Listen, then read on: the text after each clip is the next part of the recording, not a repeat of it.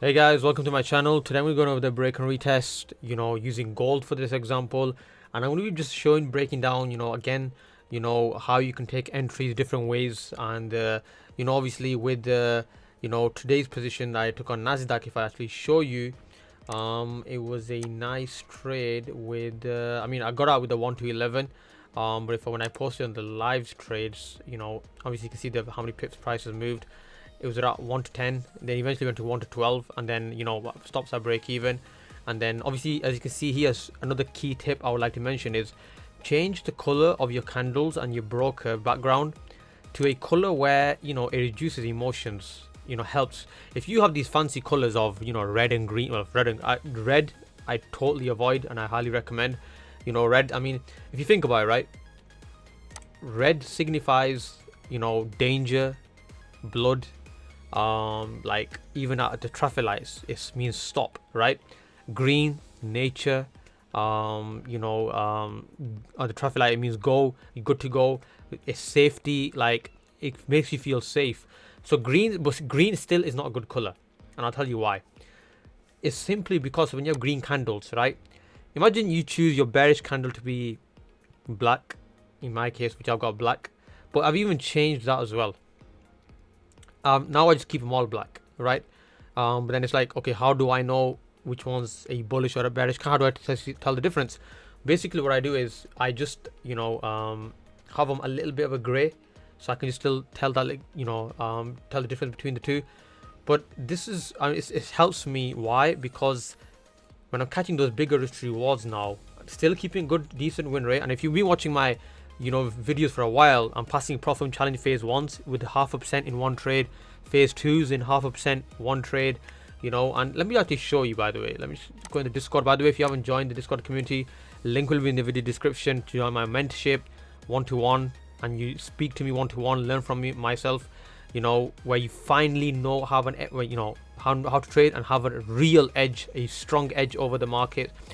And even if you're just looking for probably the most affordable cost that made me 700k funded, it's all on here. So basically, let me just show you. As soon as you join, you come to the welcome page. If I can find the welcome page myself, all the it's most of the videos, right? Passing profit challenge in one day, catching a 1 to 15 0.5% trade, students on the FTMO leaderboard. It's all about transparency, right? I can boast about my strategy as much as I want, but it's all about transparency. Okay, so let's just move myself out of the way. So we've got these zones marked, right? I know it might be looking a bit overwhelming, but I'll just quickly just chuck them on there. No refinement involved, nothing. Just keeping it super simple. And you can see straight away, right? If you have an edge, and you only need, there's different kinds of edge, right? You only need one or two. Okay, I look at it like this. First of all, I'm just going to break this down. There are just the way the different types of football teams, good, bad, exceptionally super talented football teams. Just like that, there's different kinds of edge. Normally we hear you need to have an A edge to win in the markets. You need to have some kind of edge to win over the markets or whatever, to make profits. But no one ever really speaks about there's low level edge, medium edge, there's just simple edge, insanely crazy edge. There's different kinds, and that's super important to know. Now, if you've got let's just say you got this, let's imagine you got a handbag, right? Whatever, you put your hand inside. If I say like if you got an edge inside this bag now, right, and you pull this out and you say, yeah, got this one edge here, right? Wrong. You're supposed to look at it as if you got 5, 6, 10 different stones, like on each one edge is bigger than the other. That's how it is. You need to have 2 free edges that work. You can have obviously small little edges as well. Example 1, me from my side, my students in my mentorship know this. I avoid red folder news. That someone like, well, what does that mean, right? Okay, well, 1, I don't know how to trade the news. Number 2, red folder news will break all my zones. That's so much volume comes in, it's like a tsunami, right? It's like my zones are like a dam. Tsunami comes, the dam breaks in like a huge flood, and it just violates. All my zones get violated basically, right? Don't get respected at all. That gives me an edge over the market, because edge is basically what am I doing to to prevent the market, the liquidity, sweeps from happening, or my stops getting hunted. Whatever, or my capital getting, money getting taken from my pockets. What am I doing to prevent that? The more I prevent that, the bigger my edge. The more I push myself towards profitability, the bigger my edge, right? So these little stones I'm speaking about. So avoiding red folder news. Maybe let's actually, might even spell this totally wrong. Psychology. For me, it's level 1, right? Someone's gonna be like, oh my god, right? Only level 1. Why? Because I look at it like this: the better my strategy, the better my edge. It just works so much better on my psychology. And if I, it's like I always give the example to my students. If a 5-year-old fights a 7-foot 30-year-old, but if I say to this 5-year-old, you should be able to beat him, just just have good psychology. Yeah, but the edge is with, the 6-7 foot giant, right? In his prime 30-year-old, it's the edge is with him. No matter what I say, because he's got, obviously the bigger frame, he's heavier, bigger muscles, more strength, intellectually most likely to be more smarter. So the edge, and what makes it even worse is, imagine if they both got the same psychology, like they're both strong-minded. So I look at it as, and even if if the 7-foot person has weak psychology and the 5-year-old has strong psychology, still, it's an uphill battle. It's an uphill battle. There's no point. I would rather move on, find a new strategy, focus on a better edge, finding, so basically, yeah, just, so psychology for me, number 1. So what can we do? Another one, right? Risk management. Risk management is super important. I'm just gonna, again, just keep this super simple. So I'll just call it risk management. We'll put it here. We'll keep it red actually as well. Risk management, keep it red. Another one, 1 minute. Okay, this one is level 2, right? Win rate. So we'll color this one blue, right? So we'll put it in the middle actually. We'll put it in the middle. Win rate. It's not important, right? It's not important, but at the same time it is. So we'll put it in the middle. Risk to reward. Now, let me just clone this. For me, it's level 5. That's what sets me apart, right? Even if I lose. So we'll call it RR. We'll just name this RR, right? Risk to reward. How much I'm taking from the markets. So we'll color this red. And what I want you to focus on, what you think your edge is, right? Let's say technical analysis, understanding of the price action, candlestick patterns, the way the candles move, volume, when the price the way the candles start flickering. Call it experience. Experience itself is an edge as well. So let's bring this, we'll name it EX, experience, right? I mean, what could be a small edge, but it's still, you want it part of your pile of stones, right? And what can we put in number 2? Psychology, win rate, don't avoid news, risk management, risk reward, experience. How can I say low? Okay, just got another one for you. Journal plus backtesting, or we can say I was going to say call it data, but that's level 5 as well. That is an edge. If you know what's happened in the past, most likely then you can have a chance of repeating it again in the future. Super important. If you can track your present, meaning journaling your trades, you can avoid again what's going to happen in the future, and you can just correct those mistakes. We'll just put this down here. Now for me, this is why again it's super important. Like, I mean, can't really think about what to put on number 2, number 4. I hope this kind of makes sense though, what I'm trying to say. right? It's you know, you can even say, okay, I'll give you another one, right? I'll give you another one. Let's say number 4. We can say, let's clone this. Let's say your preparation before the markets open. So let's say pre-market prep, right? So this could be, I don't know, having a good breakfast, doing meditation, this could be, I mean, let me think, just reviewing your data before you start trading. That's an edge you have. If no one does that before, imagine you just wake up. Well, obviously in the UK, London Open is around, Frankfurt Open is around 7 a.m, 8 a.m, depending what time of, what month of the year it is. Imagine you just wake up like 15 minutes earlier.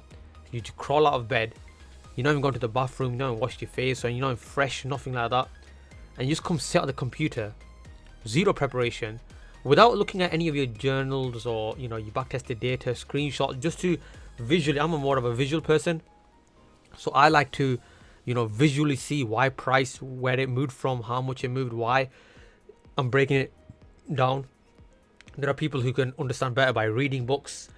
I'm one of those who, like, I can, if I get shown, then I am. If I see it, it's better. Some people are better listeners. I'm more of a visual person. So pre-market preparation, right? Post-market, what you're doing after the markets is obviously, that's journaling, right? But that comes at number 5. So these are your levels of edge. But people don't understand how important each one is. So let's just name this level of edge. We'll just name it that. Let's color it white and make the text black. Okay, level of edge 1, 2, 3, 4, 5. The bigger the level of edge. Now look at this. Imagine, obviously I'm basically doing all of these. So I've got, obviously these two are two separate things. So go 1, 2, 3, 4, 5, 6. We've got 6 stones which are level 5, and each one is a big powerful edge. And then I'm adding these small little edges with them as well. So I've got more stones now in my pocket, which give me, and forget stones, I shouldn't even call them diamonds, right?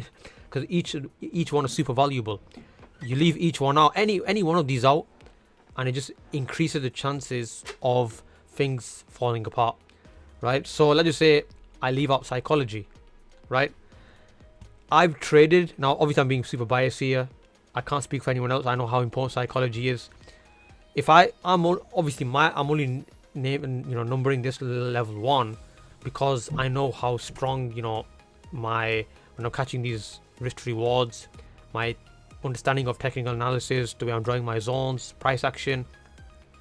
That's why I'm naming. Maybe if I wasn't so good at majority of this would be level 5 for me. So I'm speaking from my personal standpoint. So I want to also go, so adding all this. So I just want you to actually write it down. What are you doing? What are you doing to improve your edge? Do you even have an edge, right? If you've only got, let's just say a 50-50 win rate, for example, but your risk to reward is like a 1 to 2. So you've only got a level 3 and a level 5. You know what I'm trying to say? You only got 2 stones. Okay, maybe this. But if you've got this psychology and you've got a win rate of a 1 to 2, so you got 1 red stone, or ruby should we call it. You got 1 green, I mean, it's what, sapphire, is it green?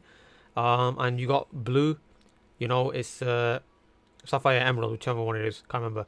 But if you can do whatever you can to have all these, you're pushing yourself. You got all these diamonds in your bag, more highest chances of success knocking on your door. So we'll just move this out of the way.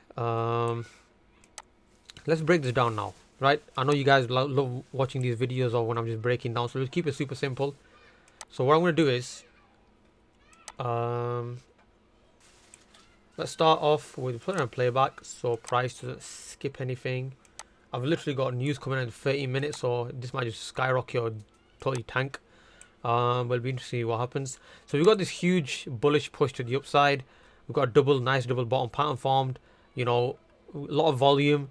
So what am I supposed to be naturally focused on? Buys, right? So let's break this down. Let's go to a much smaller time frame. Now we've got to look for a signal to enter, right? Look at this. Price pushes through, but never really comes back to retest. Price pushes through, never comes back down to retest. Now what I don't like about this area here, you got more wicks to the upside, bigger ones than to the bottom ones, right? So price, again, never get phased by this. Let price do its thing. Wait for your entry, right?